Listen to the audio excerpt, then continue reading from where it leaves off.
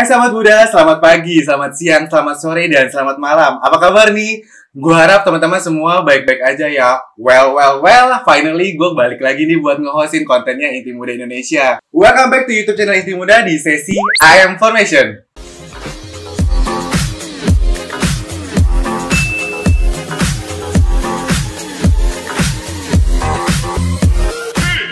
Oke, di sesi kali ini gue akan membahas tentang TB dan HIV. Apa sih TB HIV itu? TB itu singkatan dari tuberkulosis. Biasanya nih, sahabat-sahabat muda biasanya itu terdengar seperti kayak TBC. Lebih itu di masyarakat umum sih sebagai TBC. Well, gue nggak sendiri. Hari ini gue akan ngobrol-ngobrol bareng sama Dokter Fancy yang expert banget di bidangnya. Nanti kita akan ngobrol-ngobrol dan jangan lupa sebelum gue memulai konten ini untuk subscribe, like, dan komen. Jadi biar kita semangat nih dibikin konten-konten berikutnya. Dan jangan lupa ya buat di-share. Oke guys, jadi ini dia bintang tamu kita pada minggu ini nih, namanya Dokter Fancy. Hai dok, apa kabar dok? Halo Febri. Hai. Kabarnya sehat? Puji Tuhan sehat. Oh ya dok, sebelum ini kita ngobrol-ngobrol panjang nih, boleh kenalan dulu nih dok sama sahabat-sahabat muda yang ada di rumah. Kegiatan dokter apa sih selain di rumah sakit ataupun pekerjaan, di aktivitas luar? Silahkan dok. Terima kasih Febri. Sama-sama. Sebelumnya saya minta maaf ya karena saya pakai masker, jadi memang wajahnya hanya terlihat dari Separuh aja ya dok. Separuh aja ya. Ya kenalkan, nama saya Angelina Juvencia atau biasa dipanggil Fancy. Sehari-hari saya bekerja di Yayasan KNCV Indonesia sebagai kepala teknis. Jadi memang sudah sejak tahun 2016 saya memang mendedikasikan karirnya di NGO seperti itu. Jadi dulu saya pernah menjadi dokter PTT di puskesmas di wilayah Indonesia Timur dan sebelumnya juga beberapa kali jaga klinik dan juga UGD, tetapi memang karena perjalanan hidup dan panggilan ya sepertinya Pak ya, jadi saya saat ini lebih concern ke public health seperti itu, kesehatan masyarakat. Jadi Dokter Fancy ini konsennya di depan di teman-teman remaja Polres Kucing Muda atau teman-teman komunitas nih dok?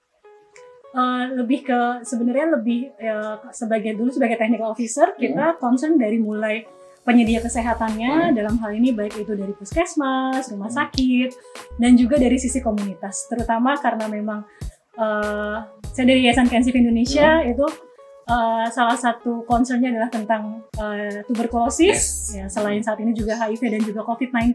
Oh. Ya. Menarik bro. Kayaknya obrolan kita makin seru ya.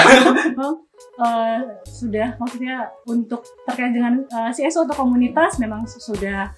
Itu adalah salah satu teman-teman kami yang sudah beberapa kali kita berkolaborasi juga. Oke dok, jadi ini aku ada beberapa pertanyaan nih dok. Nah, aku sih berharap semua dokter tuh bisa menjawab pertanyaan-pertanyaan aku ya. Tapi kalau misalnya ada pertanyaanku yang sekiranya dokter Fancy nggak mau jawab, nggak apa-apa, jadi tinggal di skip aja. Oke dok, aku langsung masuk ke pertanyaannya dok ya. Ini ada teman yang nanya, apa sih yang dimaksud TB dan HIV? Ya, kalau TB atau TBC itu singkatan dari tuberkulosis, itu merupakan salah satu penyakit infeksi dan penyakit infeksi ini disebabkan oleh Mycobacterium tuberculosis yang khususnya dia menyerang saluran pernafasan. Biasanya 90% itu dia menyerangnya paru-paru. Tetapi ada yang 10% itu kita sebut sebagai TBC ekstra paru yang bisa menyerang juga atau menginfeksi organ lainnya seperti tulang. Terus juga kelenjar, bahkan ada yang ditemukan juga usus, bahkan ada juga di mata seperti itu. Kalau kita bilangnya hanya ada 2 organ yang tidak diserang oleh si bakteri ini, itu adalah kuku dan rambut. Oh, kuku dan rambut aja? Iya. Yang lainnya bisa terinfeksi oleh si Mycobacterium tuberculosis ini. Sedangkan kalau HIV atau Human Immunodeficiency Virus itu merupakan virus yang khususnya menyerang sel imunitas kita, sehingga nanti karena diserang jadinya imunitas atau kekebalan tubuh manusia tuh bisa turun, dan karena turunnya sistem kekebalan tubuh inilah yang menyebabkan akhirnya manusia atau orang tersebut bisa terserang berbagai macam penyakit. Tadi kan dokter udah menyebutkan nih tentang masalah TBC dan HIV. Sebenarnya apa sih dok kaitannya tuberkulosis dengan HIV? Kenapa TBC dan HIV itu selalu dikaitkan dok? Ya, jadi Kalau untuk coba saya cerita dulu tentang perjalanan penyakit boleh, TBC ya. Ini kayak lebih seru lagi kalau diceritain. Jadi kalau bisa itu biar teman-teman sahabat muda juga lebih tahu ya perjalanannya gitu. Ya, pertama mungkin saya ceritakan dulu tentang cara penularan atau penyebaran si kuman TBC ya. Ya, ketika ada seorang yang terinfeksi atau sakit TBC, dia akan melalui percikan dahaknya, itu dia akan mengeluarkan si bakteri TBC ini.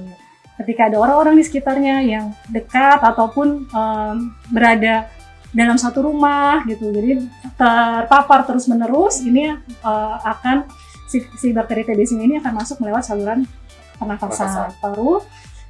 Dan untuk sementara dia tidak akan menunjukkan gejala, itu kita sebut sebagai laten tuberkulosis atau masih terinfeksi. Jadi fasenya itu terpapar, terinfeksi, baru ketika lanjut terus sistem kekebalan imun kita kurang baik, nah ini yang nanti menyebabkan sakit TBC. Jadi memang fasenya terpapar, terinfeksi. Infeksi ini yang saat ini kita sebut sebagai infeksi laten tuberkulosis, dan yang ketiga adalah menjadi sakit. Nah, sedangkan kita tahu tadi ya di awal HIV ini menyebabkan sistem imun kita turun seperti itu. Sehingga untuk daerah-daerah endemis TBC seperti di Indonesia, mereka yang memiliki HIV dan tidak meminum obat ARV, jadi sistem imunnya lama-lama turun. Nah, ini biasanya penyakit yang akrab atau yang biasa timbul itu adalah TBC. Jadi memang kaitannya erat sekali. Kalau kita bilang HIV adalah komorbid dari TBC. Kalau saya boleh tambahkan, ibaratnya saat ini kalau misalnya ada 100 pasien TBC di Indonesia, 7 diantaranya adalah memiliki HIV.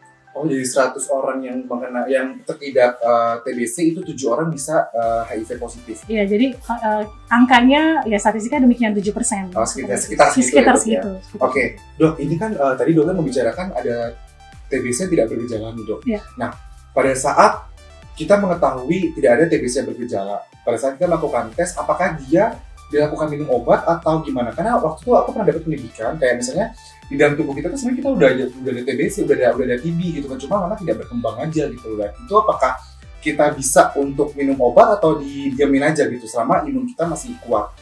Betul sekali, Febri. Aduh, saya senang deh ditanya sama Febri. Ya, jadi memang betul. Jadi ada tadi, berarti kita dalam fase tadi si TBC ini kita ada di infeksi ya. Jadi betul. Infeksi laten tadi yang belum sakit. Nah, untuk mencegah dia supaya tidak sakit, itu ada beberapa hal yang bisa kita lakukan. Salah satunya adalah dengan minum obat pencegahan tuberkulosis seperti itu. Ya.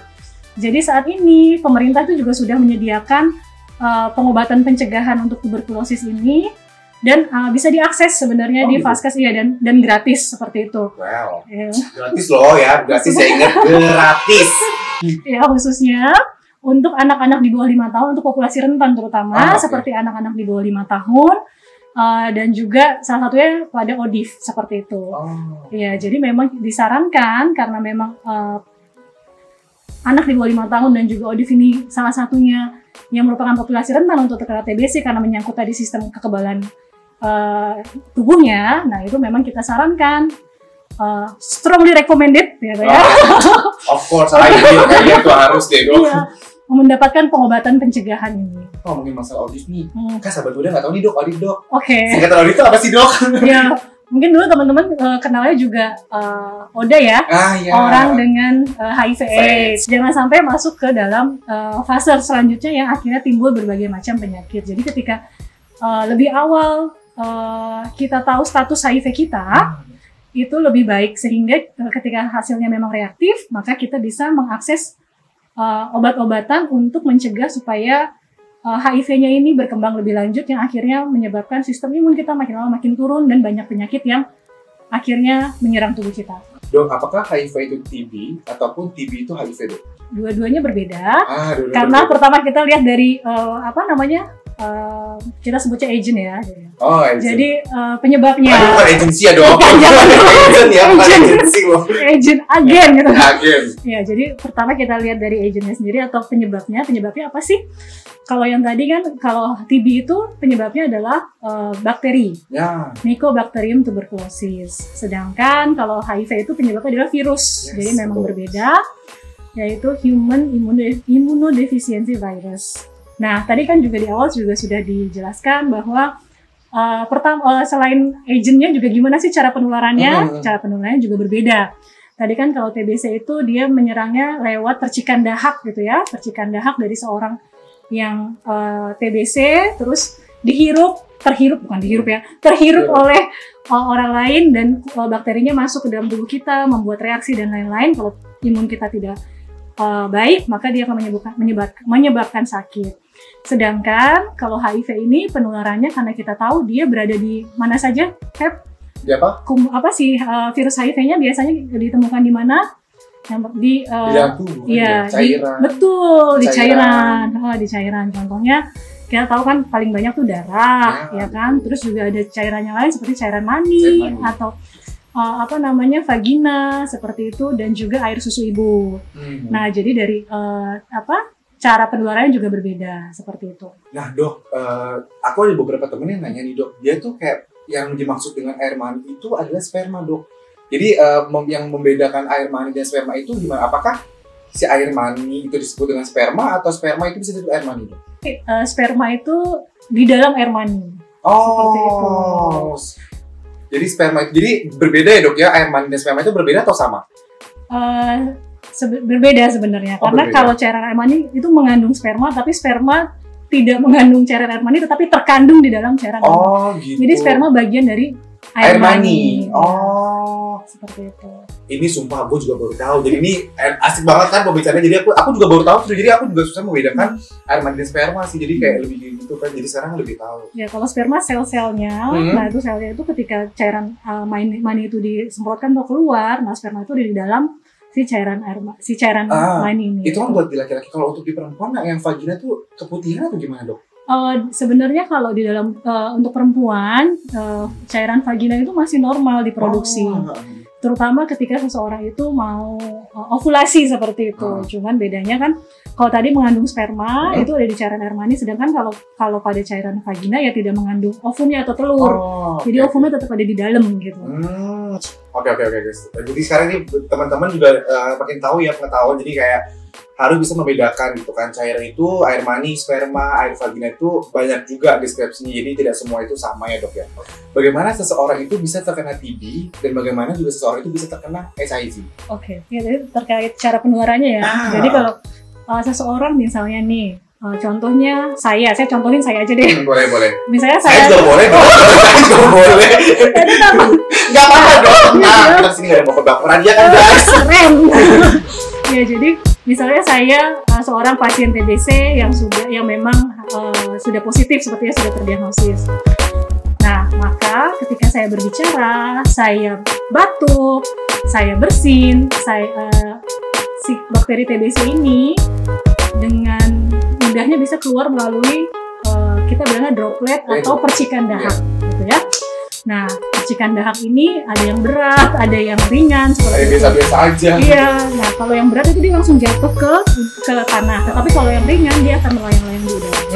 Jadi misalnya kayak saya sama Febri sekarang, saya bicara saya tanpa pakai masker nih misalnya saya sakit TBC, maka itu tuh kuman TBC saya selama saya ngomong sama Febri tuh dia akan nyebar terus dropletnya. Nah, karena kita jaraknya dekat, terus juga kemungkinannya lebih besar lagi kalau misalnya kita tinggal serumah gitu kan, lingkungannya kan itu aja, apalagi sirkulasi rumahnya kurang baik misalnya. Nah itu si bakteri ini yang ada di dalam droplet ini bisa terhirup oleh Febri. Ketika terhirup oleh Febri, maka dia akan masuk ke dalam saluran nafas dan ada di paru-paru. Mengendap gitu di paru-paru. Iya, jadi di dalam paru-paru dia akan membuat reaksi, terus juga. Nah itu tentunya pada saat membuat reaksi inilah sistem imun kita akan bekerja juga seperti itu. Kalau misalnya ada banyak faktor, misalnya memang jumlah bakteri yang masuknya terlalu banyak. Sistem kekebalan rendah. Begitu tingkat virulensi kita bilang istilahnya si bakterinya lebih ganas lah istilahnya gitu. Saya kayak serem banget saya ganas yang saya. Itu juga akhirnya bisa membuat Febri sakit. Nah, Wow. itu penularannya. Jadi memang secara melalui udara. Jadi jangan khawatir, TBC itu tidak menular melalui makanan, misalnya atau berganti-gantian sendok atau garpu. segala macam garpu itu tidak seperti Oh. itu. TBC bukan penyakit kutukan ya guys. Nah, Itu yang betul, perlu betul. diluruskan juga. Hmm. Nah, sedangkan kalau HIV karena kita tahu tadi terkandung di dalam cairan tubuh kita, makanya penularannya juga yang berhubungan dengan cairan. Hmm. Contohnya pada saat kita berhubungan seks gitu, Ya. misalnya. Saya kasih contohnya saya lagi deh, nggak apa-apa ya. Misalnya si A ini dengan status HIV-nya positif gitu ya. Nah itu dan dia tidak minum ARV gitu ya.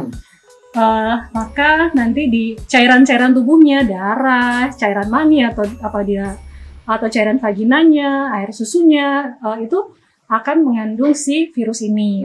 Nah ketika dia berhubungan seksual tanpa pelindung, ya kan? Jadi itu kemungkinan akan menulari si partnernya gitu. Jadi dia masuk melalui mukosa.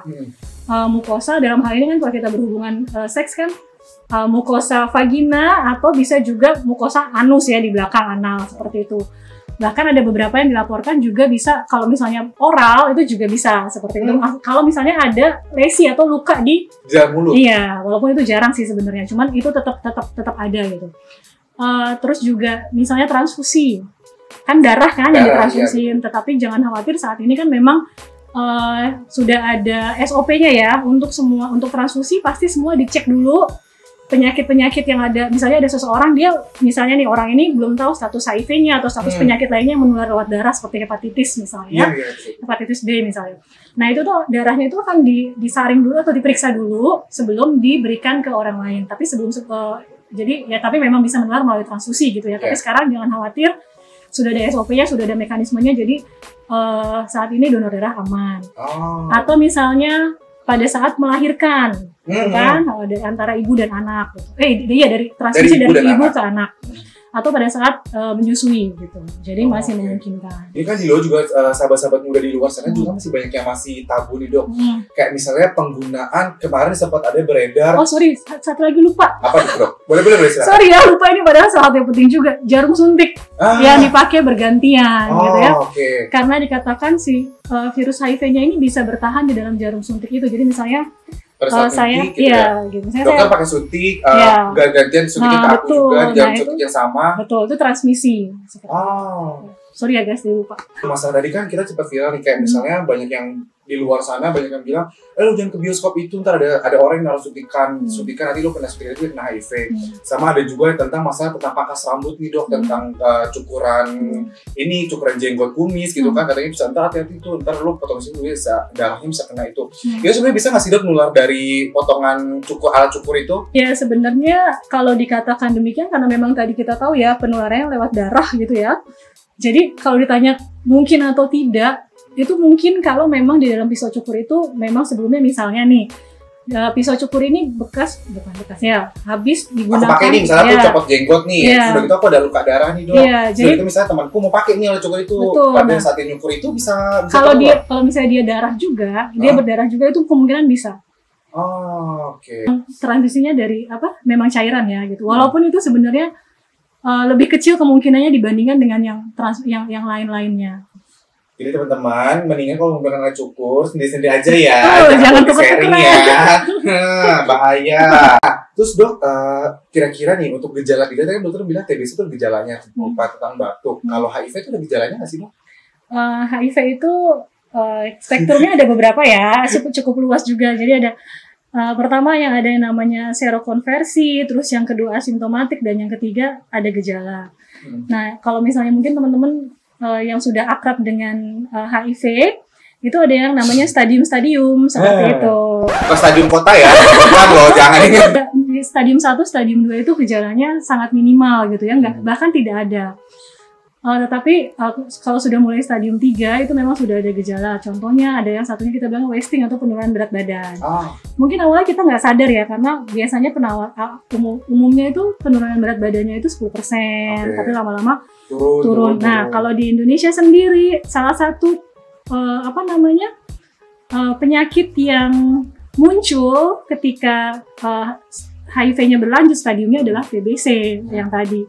Kalau yang awal-awal sih kayaknya teman-teman kalau yang dengan status HIV-nya positif itu kurang sadar. Maksudnya kayak misalnya kita bilangnya flu-like syndrome. Jadi kayak gejala flu-flu biasa aja, tapi karena hilang itu kita tidak merasa misalnya begitu. Jadi begitu karena kita tidak merasa dan kita tidak cek misalnya kita belum cek status HIV, ya kita jadi santai aja kan, kita nggak tahu.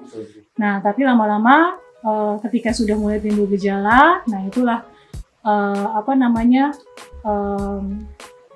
baru muncul. Untuk gejala HIV sendiri sebenarnya tidak khas ya, karena gejalanya itu tergantung sakit apa yang timbul gitu. Tetapi memang pada umumnya adalah penurunan berat badan terlebih dahulu, dan beberapa ada ruam-ruam di fase awal. Aku juga sempat baca nih dok tentang beberapa, jadi aku juga sering mengakses pelayanan. Kalau sebenarnya itu HIV itu sebenarnya masa transisinya dia masuk ke merusak kekebalan tubuh itu kan di usia 0 sampai 3 bulan itu ada namanya masa jendela atau window period ya dok ya. Itu pada window period itu kan ternyata HIV itu bisa tertular bukan cuma beberapa tahun kan, sebenarnya itu dari usia 0 sampai 3 bulan itu dia sudah bisa masa jendelanya dia itu sudah terbuka gitu kan. Dan apakah pada saat di masa jendela itu tuh sudah bisa dinyatakan positif HIV? Pada window period itu sebenarnya belum bisa karena hasilnya masih rancu. Masih belum kitanya masih belum yakin itu sebenarnya statusnya seperti apa gitu. Jadi dan kemungkinan memang negatif. Makanya kalau populasi beresiko, kalau untuk populasi beresiko memang disarankan untuk melakukan pemeriksaan tes HIV secara rutin gitu ya. Takutnya memang berada di dalam masa window period. Benar kata Febri, sebaiknya memang kalau kita udah tahu misalnya nih kita baru tahu kalau ternyata partner kita statusnya HIV misalnya, terus kita sudah melakukan hubungan intim atau hubungan seks misalnya. Kita ketika saat ini kita diperiksa dan hasilnya masih negatif, 3 bulan lagi sebaiknya kita periksa karena kemungkinan itu masih tadi yang itu ya. Jadi sudah ada virus, tetapi virusnya itu belum cukup banyak bereplikasi sehingga belum bisa dideteksi oleh tes. Nih aku juga mau nanya, misalnya periode nih, misalnya kemarin nih, hari Kamis kemarin aku berhubungan nih dok, gitu kan, aku berhubungan dan nggak pakai kondom nih dok misalnya.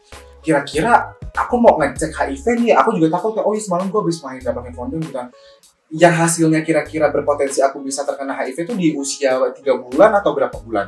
Kalau misalnya, maksudnya 3 bulan setelah... misalnya aku mau periksa HIV nih gitu kan, kira-kira HIV yang aku periksa tuh entah 1 tahun ke depan atau mungkin 3 bulan berikutnya atau gimana? Ya kalau misalnya tadi kita tahu ada window period dan sebelumnya kita tahu kita statusnya negatif dan kita tidak melakukan hal-hal yang berisiko seperti itu ya. Nah, kita baru tahu kalau yang tadi Febri bilang.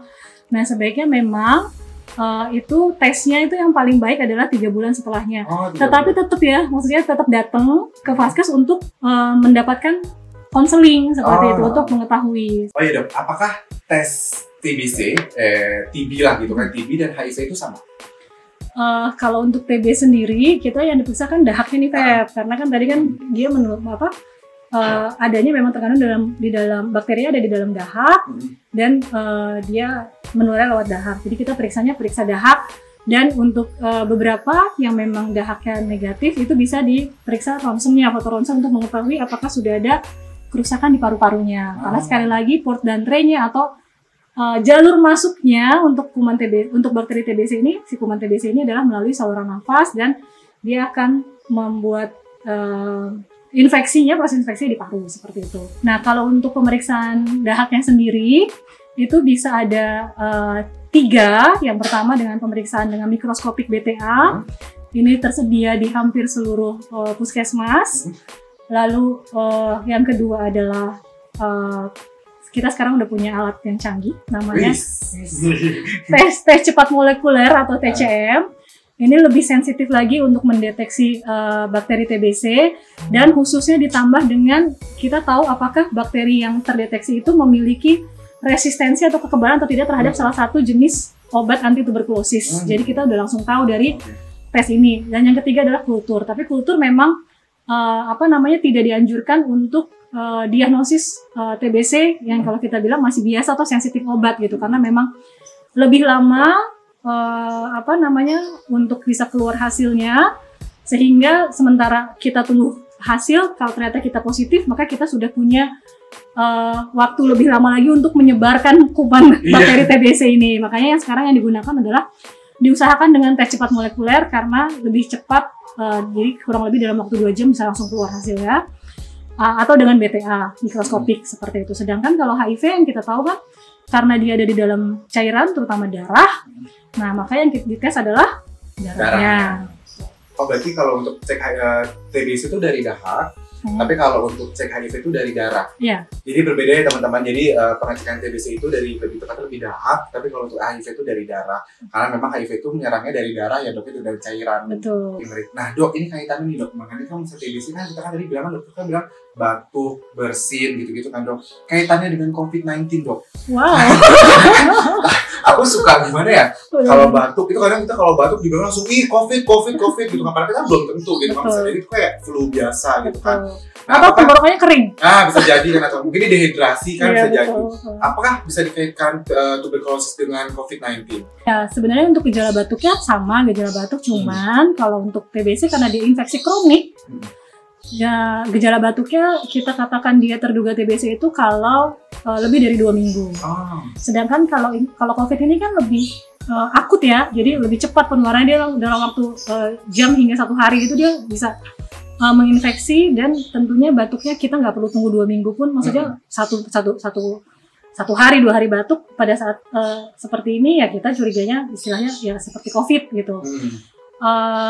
Itu sih, jadi TBC ya kan, tapi bisa juga maksudnya orang yang sudah sakit TBC tetapi belum didiagnosis gitu ya, terus dia terkena infeksi COVID juga gitu. Jadi ya, tapi kalau misalnya ditanya gejalanya ya karena TBC ini kronik, prosesnya lama, jadi belum tentu hari ini misalnya saya TBC, saya menularkan Mas Febri besoknya langsung timbul gejala, tidak. Itu baru akan berbulan. Ya, dok, betul, akan berbulan-bulan kemudian. Gitu. Bisa 10 bulan seperti itu kan, prosesnya berbulan-bulan. Sedangkan COVID langsung, betul.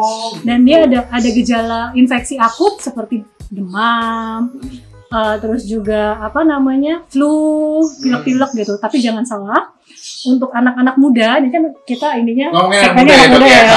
Anak muda yang sehat atau sistem imunnya baik, COVID ini banyaknya 80% itu tidak bergejala justru.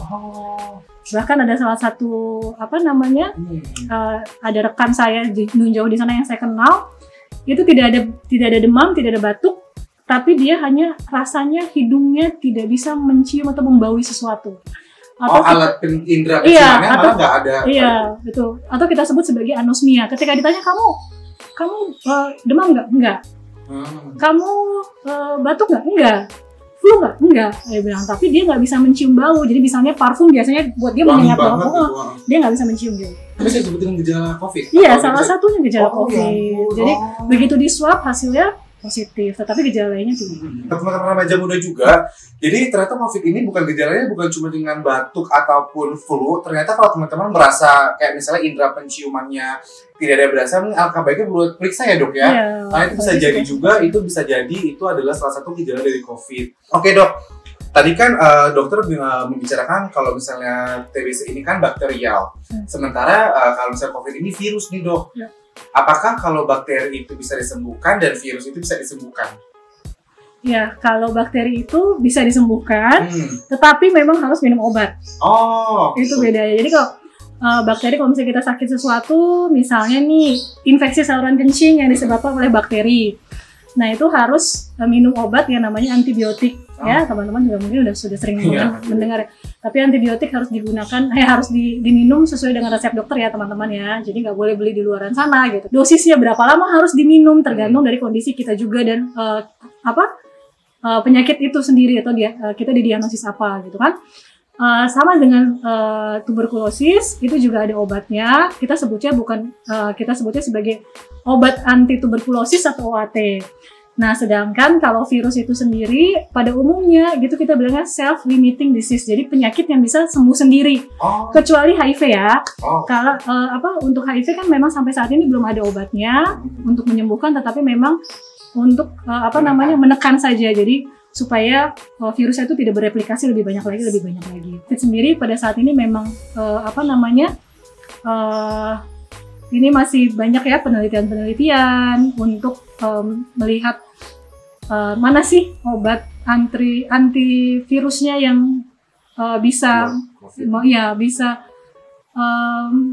dalam tanda bisa menekan gejala COVID atau menyembuhkan lah istilahnya gitu. Itu sih masih ya. Ya. Ya guys, harapnya semua sudah ada ya. Nih Dok, ada nggak sih bentuk stigma dan diskriminasi terhadap teman-teman yang terkena TB dan HIV? Iya. Stigma dan diskriminasi kayak gitu banget ya. Iya, maksudnya terlalu kalau yang saya tahu sih tentunya maksudnya ada ya dan cukup kental karena memang terkait juga penularannya, terus ya maksudnya karena memang ini penyakit menular maka stigma dan diskriminasi itu pastinya ada. Banyak. Ya, cuman bagaimana kita bisa menyikapinya gitu kan? Jadi dulu ini salah satunya cerita ya dulu misalnya pada saat seseorang pasien TBC itu pakai masker misalnya, ya kan? Masker TBC. Iya, benar. Nah itu kan salah satu bentuk diskriminasi juga gitu kan? Jadi makanya kalau misalnya dulu tetangga saya tuh ada yang TBC, terus kalau misalnya dia nggak pakai masker, justru saya tanya, kok nggak pakai masker gitu? Karena dia takut karena stigmanya adalah kalau misalnya dia pakai masker, dia TBC dan menularkan gitu kan? Padahal kan lebih baik kita mencegah supaya kita tidak menularkan orang lain gitu. Harusnya orang lain justru harusnya senang gitu ya. Ini masalah persepsi dan pengetahuan sebenarnya. Kalau misalnya lebih banyak, makanya nih mudah-mudahan lewat perbincangan ini bisa mengurangi diskriminasi terhadap baik itu TBC maupun HIV. Tapi memang saya suka melihat segala sesuatu dari segi yang positif ya, Cie. Nah selama COVID ini kan kita semua disarankan untuk pakai masker. Nah jadinya sekarang mau pasiennya TBC atau tidak semua pakai masker.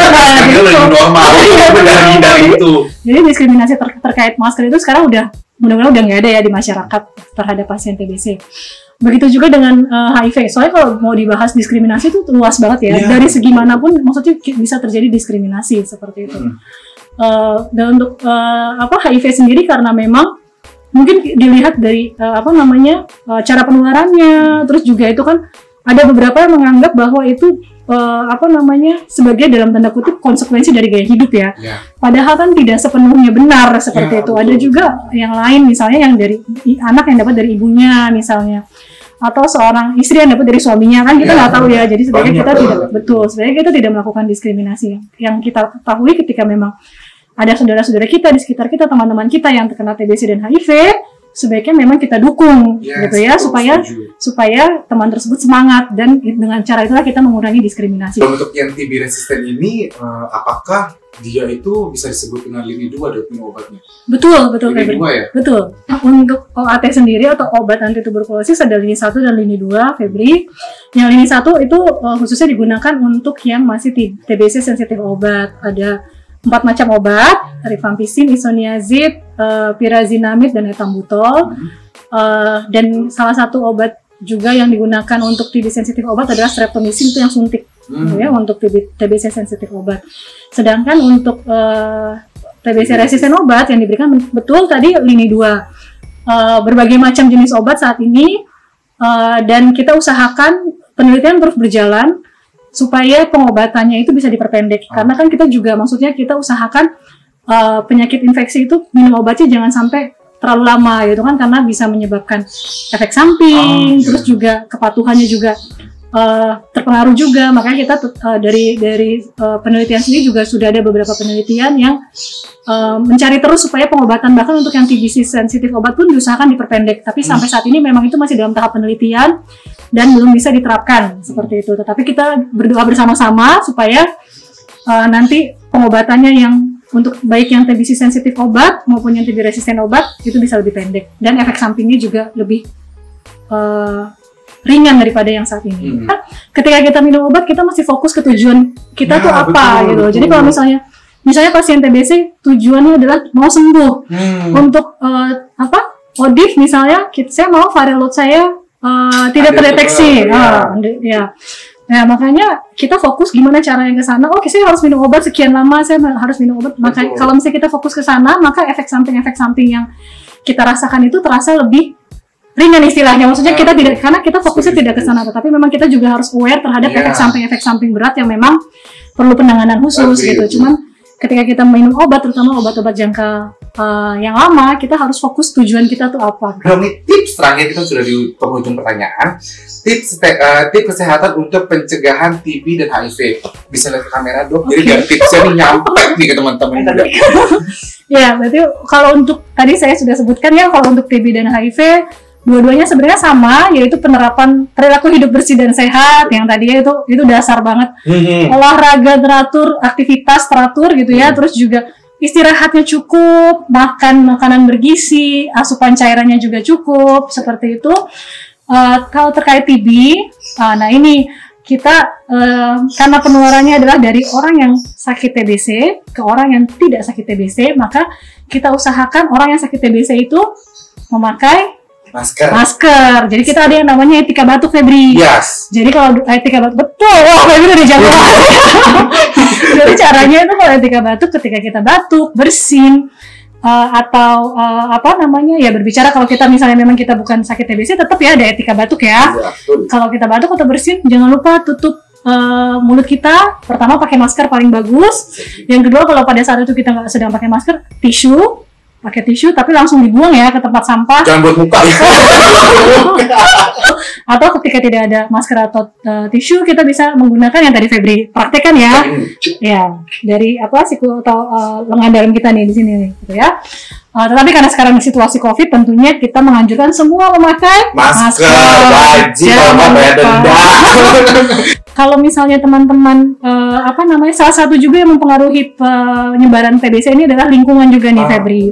Jadi diusahakan memang sirkulasi atau ventilasi udaranya yang baik seperti itu. Jadi kalau misalnya di rumah teman-teman atau di tempat tinggal teman-teman ada jendela, dibukalah jendela pintunya supaya ada sirkulasi udara keluar masuk gitu. Jadi tidak hanya antara manusia, tetapi juga lingkungannya juga harus dijaga. Teman-teman yang memang status HIV-nya masih negatif gitu ya. Jadi tentunya tadi kita sudah membahas ya bagaimana itu bisa ditularkan. Nah, hindarilah perilaku-perilaku yang memang beresiko kita untuk tertular gitu. Nah, kalau untuk Odif sendiri supaya tidak jatuh ke dalam lubangnya ke dalam fase AIDS gitu ya, itu sebaiknya bukan sebaiknya ya, teman-teman minum ARV yang rajin, terus periksa viral load dan juga jaga tentunya perilaku yang aman gitu ya teman-teman. Ada lagi mungkin dari Febri sendiri ada ARV adalah obat panjang umur dan obat cantik. Untuk TBC tadi kita menerapkan PHBS ya, Febri ya. Terus juga salah satunya tadi etika batuk. Exactly. Etika batuk. Terus juga satu lagi adalah untuk mungkin teman-teman yang ada pertama satu rumah dengan yang sedang sakit TBC, terutama untuk anak-anak di bawah 5 tahun dan juga teman-teman Odif, itu jangan lupa supaya tidak jatuh ke dalam fase sakit TBC. Kita suka banget ya ngomong jatuh ya. Supaya kita tidak sakit TBC, itu minumlah obat pencegahan obat pencegahan TBC yang sudah bisa diakses di layanan-layanan terdekat. Namanya INH bukan sih, Dok? Saat ini memang yang ada isoniazid ya atau INH selama 6 bulan, tetapi nanti ke depan ini ada pilihan-pilihan lain yang jangka waktunya lebih pendek. Ada yang namanya 3HP, ada juga ada yang pakai rifampicin saja seperti itu. Nanti memang bisa diakses tapi untuk saat ini yang tersedia itu memang isoniazid selama 6 bulan, tetapi ke depan ini sudah akan masuk obat lain yang jangka waktunya lebih pendek dan minumnya juga tidak tiap hari seperti itu. Nanti kita lihat. Mudah-mudahan pesannya adalah tetap semangat. Pasti harus. Kita semua bisa mencegah TBC, bisa mencegah HIV, dan untuk teman-teman yang status HIV-nya positif bisa mencegah untuk tidak masuk ke dalam fase AIDS. Untuk Desi, aku ucapin terima kasih banget, Dok, udah nyempatin waktunya kita buat ngobrol-ngobrol masalah tentang TB HIV, dan semoga kita semua tetap jaga kesehatan, teman-teman di sana juga tetap jaga kesehatan. Dan aku mau ngucapin terima kasih juga buat teman-teman yang udah tetap ngikutin kontennya Inti Muda Indonesia. Dan di minggu berikutnya kita akan ngebahas konten-konten berikutnya. Dan jangan lupa buat like, subscribe, dan komen buat kita semangat lagi buat konten-konten berikutnya. Dr. Messi, terima kasih ya dok. Sama-sama. Kita say goodbye dulu dengan sahabat muda. Bye! Bye. Oke, sebelum aku menutup sesi pada hari ini, ada juga nih Inti Muda Indonesia lagi bagi-bagi giveaway. Itu berupa ada tote bag dan juga ID pass. Caranya gimana sih buat dapetin giveaway ini? Yang pertama, teman-teman tinggal subscribe channelnya Inti Muda Indonesia. Dan yang kedua, teman-teman silakan klik like video ini. Ketiga, teman-teman silakan follow Instagramnya Inti Muda Indonesia. Setelah kalian melakukan dari 1 sampai 3 tadi aku sebutin, silakan kalian komen dan di video ini dan sertakan ID Instagram kalian. Gampang kan? Jangan lupa ya, tote bag-nya, giveaway-nya menunggu kalian. Bye!